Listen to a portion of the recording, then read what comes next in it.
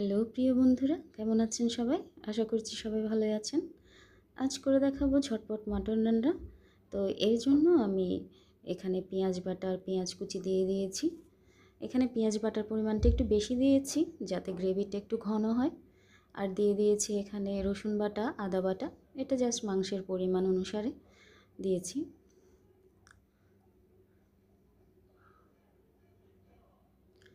এখন এখানে দিয়ে দেব টক দই।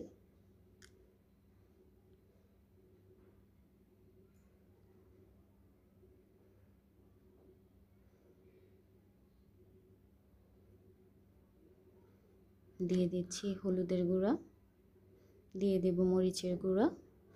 অ্যাকচুয়ালি রেগুলার মশলা সেগুলাই এখানে ইউজ করেছি। এখানে মরিচের গুঁড়া দিয়ে দিলাম, ঝালটা যার যার পছন্দ মতো। আর দিয়ে দেব এখানে জিরে ধনে গুঁড়া, আর দিয়ে দেব মাংসের মশলা। তো সবগুলো দিয়ে আমি এখানে মেখে রাখবো মাংসটা কিছুক্ষণ।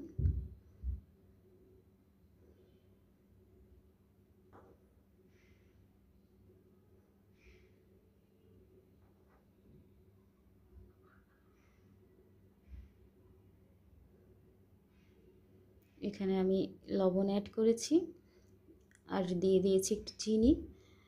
মাটন রান্নার সময় সবসময় মেখে রাখার সময় যদি একটু চিনি দেওয়া হয় সেক্ষেত্রে কিন্তু মাটনটা ভালো সেদ্ধ হয়। এখানে তেজপাতা চিড়ে দিচ্ছি আর দিয়ে দিচ্ছি এখানে জায়ফল জয়িত্রী, দিয়ে দিচ্ছি এলাচ না সরি লং আর গোলমরিচ। তো এগুলো সবগুলো দিয়ে ভালো করে মেখে রেখে দেব কিছুক্ষণ। এখন কড়াইতে তেল গরম করে নিয়েছি আমি। তেল গরম করে সেখানে আমি গোটা গরম মশলা ফোড়ন দিয়ে দিয়েছি। গোটা গরম মশলা বলতে জাস্ট এলাচ আর দারচিনি দিয়েছি। আর এখন এখানে মেখে রাখা মাংসগুলো দিয়ে দিচ্ছি। দিয়ে এটা মিডিয়াম আঁচে আমি রান্না করব সময় নিয়ে। চাগুলোর মানে মাটন আপনি যতক্ষণ কষাবেন ততই ভালো, ততই মাটনটা ভালো সেদ্ধ হবে।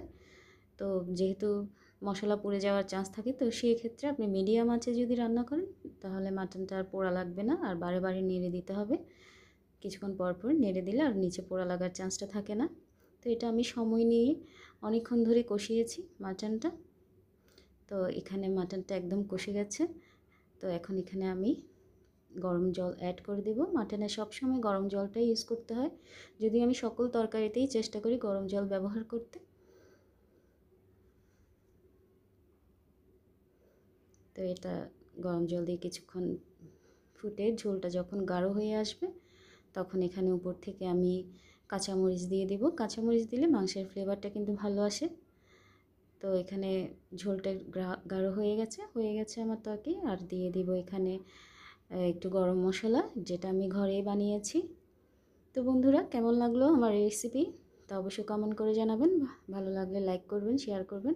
প্লিজ আমার চ্যানেলটাকে সাবস্ক্রাইব করে আমার পাশে থাকবেন। সবাই ভালো থাকবেন, সুস্থ থাকবেন। সবাইকে ধন্যবাদ।